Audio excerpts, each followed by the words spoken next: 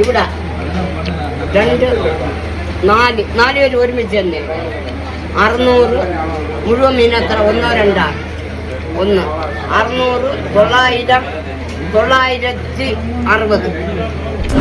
നമസ്കാരം. നമ്മുടെ തിരുവനന്തപുരത്ത് നിന്ന് തമിഴ്നാട്ടിലേക്ക് പോകുന്ന വഴിക്ക് നെട്ട എന്ന് പറയുന്ന ഒരു സ്ഥലമുണ്ട്. നല്ല സുന്ദര സ്ഥലമാണ്.